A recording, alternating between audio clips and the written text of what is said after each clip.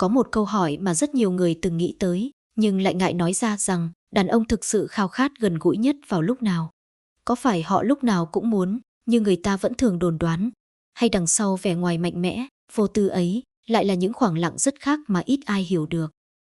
Sự thật là nhu cầu của đàn ông không hề đơn giản như những gì ta vẫn tưởng. Nó không chỉ là bản năng. Nó không phải lúc nào cũng bộc phát, và càng không phải cứ có cơ hội là muốn. Đôi khi, có những khoảnh khắc rất bình thường trong ngày, lại là lúc cảm xúc của họ dâng lên mạnh mẽ nhất. Nhưng cũng có những lúc, dù mọi thứ tưởng như thuận lợi, họ lại hoàn toàn không còn hứng thú. Điều khiến nhiều người bất ngờ là khao khát ấy không chỉ đến từ cơ thể, mà còn đến từ tâm lý, từ cảm xúc, từ cách họ được đối xử trong một mối quan hệ. Một ánh mắt quan tâm, một câu nói dịu dàng, hay đơn giản chỉ là cảm giác được thấu hiểu, đôi khi còn khiến họ rung động mạnh hơn bất kỳ điều gì khác. Bạn có bao giờ tự hỏi, vì sao có những người đàn ông, ban ngày lạnh lùng là thế, nhưng khi đêm xuống lại trở nên trầm lặng và dễ gần hơn? Vì sao có những lúc họ chủ động, nhưng cũng có những lúc lại im lặng, như thể đang chờ đợi điều gì đó? Câu trả lời không nằm ở những gì bạn nhìn thấy, mà nằm ở những điều rất sâu bên trong họ. Và trong video này, chúng ta sẽ cùng nhau đi qua từng khoảnh khắc, những thời điểm mà đàn ông dễ khao khát sự gần gũi nhất. Không phải để phán xét, mà để hiểu. Không phải để suy đoán, mà để nhìn rõ hơn về cảm xúc của một nửa còn lại. Bởi vì, khi bạn hiểu đúng một người, bạn không chỉ chạm được vào nhu cầu của họ, mà còn chạm được vào trái tim của họ. Thứ nhất, buổi sáng sớm là một khoảng thời gian rất đặc biệt mà không phải ai cũng nhận ra hết ý nghĩa của nó. Khi cả thế giới còn đang ngái ngủ, khi ánh sáng chỉ vừa len qua khe cửa, khi không gian vẫn còn yên tĩnh đến mức có thể nghe rõ từng nhịp thở, đó cũng là lúc con người sống thật nhất với chính mình. Và với đàn ông, đó lại càng là một khoảnh khắc rất khác. Sau một đêm dài nghỉ ngơi, cơ thể họ dần tỉnh lại, nhưng không phải theo cách vội vã. Mọi thứ diễn ra chậm rãi, từ hơi thở, nhịp tim, cho đến cảm xúc. Không còn những áp lực công việc, không còn những suy nghĩ phải lo toan, không còn những bộn bề phải gồng mình gánh vác. Buổi sáng sớm mang lại cho họ một trạng thái mà cả ngày dài khó có được, sự nhẹ nhõm. Chính trong trạng thái đó, nhu cầu gần gũi không còn mang màu sắc gấp gáp hay bản năng như nhiều người vẫn nghĩ. Nó trở nên mềm mại hơn, sâu hơn, và đôi khi cũng chân thật hơn rất nhiều. Có những người đàn ông, khi vừa tỉnh dậy, điều đầu tiên họ cảm nhận không phải là điện thoại, không phải là công việc, mà là sự hiện diện của người nằm bên cạnh.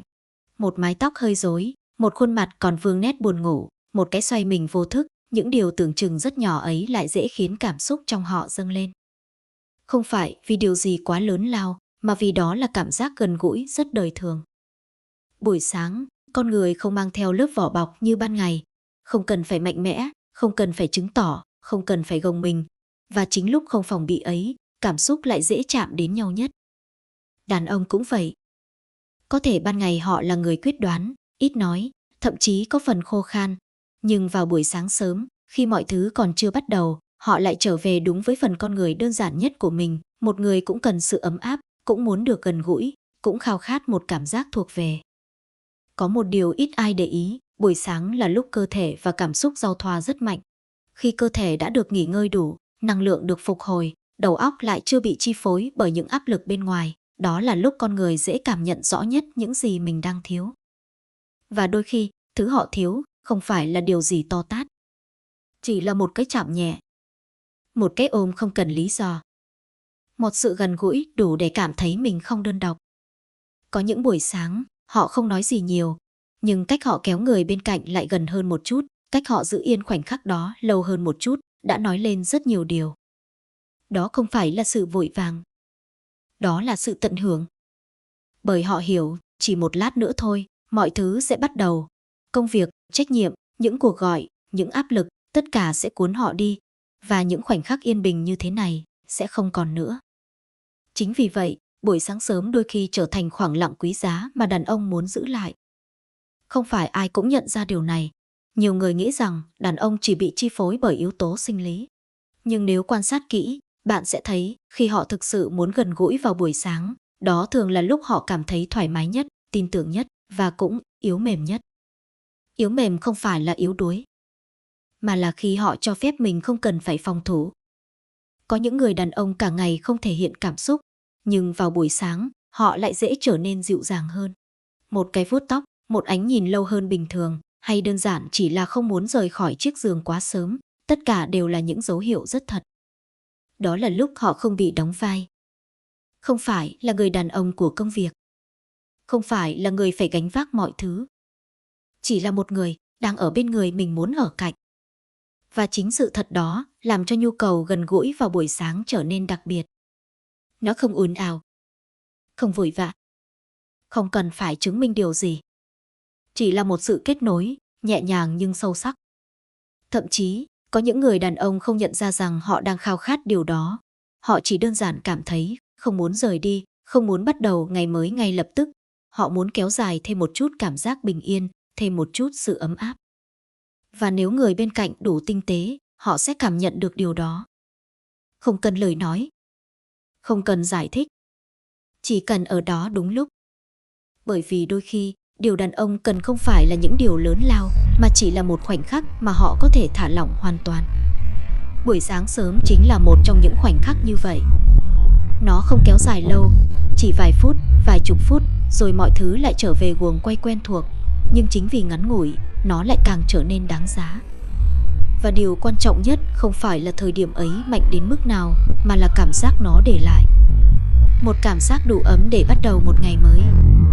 Một sự kết nối đủ sâu để khiến người ta nhớ về nhau ngay cả khi đã rời xa. Nếu bạn từng trải qua những buổi sáng như vậy, bạn sẽ hiểu đó không chỉ là một nhu cầu, mà là một dạng cảm xúc rất đặc biệt. Còn nếu chưa, có thể bạn chỉ cần chậm lại một chút, quan sát một chút, bạn sẽ nhận ra có những điều rất nhỏ, lại chính là thứ chạm đến trái tim nhiều nhất. Thứ hai, buổi tối là lúc mọi thứ dần lắng xuống. Không còn tiếng ồn của công việc, không còn những cuộc gọi vội vã, không còn những vai trò phải gồng mình thể hiện. Thành phố có thể vẫn sáng đèn, nhưng bên trong mỗi con người lại bắt đầu chậm lại. Và với đàn ông, đây là thời điểm mà cảm xúc bắt đầu lộ diện rõ nhất. Cả một ngày dài, họ có thể đã phải mạnh mẽ, phải quyết định, phải chịu áp lực, phải im lặng trước những mệt mỏi mà không phải lúc nào cũng có thể nói ra. Họ quen với việc kiểm soát bản thân, quen với việc giữ mọi thứ bên trong, đến mức đôi khi chính họ cũng quên mất mình đang cảm thấy gì. Nhưng khi đêm xuống, lớp vỏ đó bắt đầu nứt ra. Không phải vì họ yếu đi, mà vì họ không cần phải gồng nữa. Buổi tối mang đến một cảm giác rất lạ, vừa yên tĩnh, vừa trống trải. Và chính trong sự trống trải đó, con người dễ đối diện với cảm xúc thật của mình nhất. Có những người đàn ông, ban ngày có thể cười nói bình thường, nhưng khi đêm về lại trở nên ít nói hơn. Họ không buồn, nhưng cũng không hẳn là vui. Họ chỉ im lặng. Và trong sự im lặng ấy, có rất nhiều thứ diễn ra. Họ bắt đầu nhớ. Nhớ một người. Nhớ một cảm giác. Nhớ một sự gần gũi mà ban ngày họ không có thời gian để nghĩ tới. Nhu cầu gần gũi vào buổi tối không phải lúc nào cũng bắt đầu từ cơ thể. Nó thường bắt đầu từ cảm xúc. Từ sự mệt mỏi. Từ cảm giác muốn được nghỉ ngơi, nhưng không chỉ là nghỉ về thể chất, mà là nghỉ trong lòng. Có những lúc họ không cần điều gì quá lớn, chỉ cần có một người ở bên cạnh, một người mà khi ở cạnh, họ không cần phải cố gắng trở thành ai khác. Một ánh nhìn đủ lâu. Một câu hỏi đơn giản, hôm nay anh có mệt không? Một sự hiện diện không ồn ào, nhưng đủ để họ cảm thấy mình không một mình. Chính những điều đó mới là thứ đánh thức cảm xúc mạnh nhất vào buổi tối. Và khi cảm xúc đã chạm tới, nhu cầu gần gũi cũng từ đó mà xuất hiện. Không vội vàng như những suy nghĩ đơn giản. Không bộc phát như người ta vẫn tưởng. Mà là một quá trình rất chậm rất thật. Có thể bắt đầu từ một cuộc trò chuyện. Một cái chạm vô tình. Một khoảnh khắc mà hai người nhìn nhau lâu hơn bình thường. Rồi dần dần, khoảng cách không còn nữa. Buổi tối không giống buổi sáng. Nếu buổi sáng là sự nhẹ nhàng, trong trẻo, thì buổi tối lại mang theo chiều sâu. Nó chứa đựng cả những gì đã xảy ra trong ngày và cả những điều chưa kịp nói ra. Chính vì vậy, sự gần gũi vào buổi tối thường mang nhiều cảm xúc hơn. Đó là lúc đàn ông không chỉ muốn ở gần, mà còn muốn được hiểu. Họ có thể không nói ra hết những gì mình nghĩ, nhưng cách họ tìm đến sự gần gũi, đôi khi chính là cách họ giải tỏa những điều không thể nói thành lời. Một ngày dài có thể khiến họ mệt mỏi. Nhưng một khoảnh khắc đúng có thể khiến mọi thứ dịu lại. Và đó là lý do vì sao, với nhiều người đàn ông, buổi tối lại trở thành thời điểm họ dễ khao khát sự kết nối nhất. không phải vì đó là thói quen, mà vì đó là lúc họ cần nó nhất. Cần một nơi để thả lỏng, cần một người để ở cạnh, cần một cảm giác rằng dù ngoài kia có bao nhiêu áp lực, vẫn có một nơi để trở về.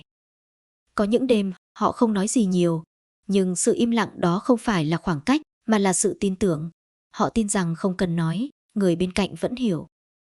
Và chính trong sự im lặng ấy, sự gần gũi trở nên ý nghĩa hơn bao giờ hết. Không phô trương, không ồn ào, nhưng đủ sâu để khiến người ta nhớ rất lâu. Có thể ngày mai họ lại quay về với guồng quay quen thuộc. Lại mạnh mẽ, lại lý trí, lại ít nói như trước. Nhưng những gì diễn ra vào buổi tối sẽ ở lại. Ở lại như một cảm giác khó gọi tên. Ở lại như một điều gì đó rất riêng mà không phải ai cũng có. Và nếu bạn từng ở bên một người đàn ông trong những buổi tối như thế, bạn sẽ hiểu đó không chỉ là một thời điểm trong ngày. Đó là lúc họ thật nhất. Cuối cùng, có lẽ điều quan trọng nhất không phải là đàn ông khao khát vào lúc nào, mà là họ khao khát điều gì trong những khoảnh khắc đó. Đó có thể là một buổi sáng yên bình khi mọi thứ còn chưa bắt đầu. Một buổi tối lặng lẽ khi tất cả đã dừng lại. Hay chỉ đơn giản là một giây phút ở cạnh người khiến họ cảm thấy mình được là chính mình. Nhu cầu gần gũi, suy cho cùng, không chỉ là sự thôi thúc của cơ thể, mà là tiếng nói của cảm xúc. Là mong muốn được kết nối. Là khát khao có một người để trở về sau tất cả những mệt mỏi của cuộc sống. Và nếu bạn hiểu được điều đó, bạn sẽ không còn nhìn mọi thứ một cách hời hợt nữa. Bạn sẽ biết có những cái chạm không cần lý do.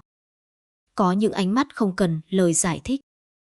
Và có những khoảnh khắc tuy rất ngắn nhưng đủ để giữ một người ở lại rất lâu trong tim. Bởi vì đôi khi, thứ giữ một mối quan hệ không phải là những điều lớn lao, mà chính là những phút giây rất nhỏ nhưng rất thật. Nếu bạn đã từng trải qua những cảm xúc như vậy, hãy để lại một bình luận chia sẻ suy nghĩ của bạn. Còn nếu bạn muốn hiểu hơn về tâm lý, tình cảm và những góc khuất ít ai nói trong các mối quan hệ, đừng quên theo dõi kênh. Vì biết đâu, trong những câu chuyện tiếp theo, bạn sẽ thấy chính mình trong đó.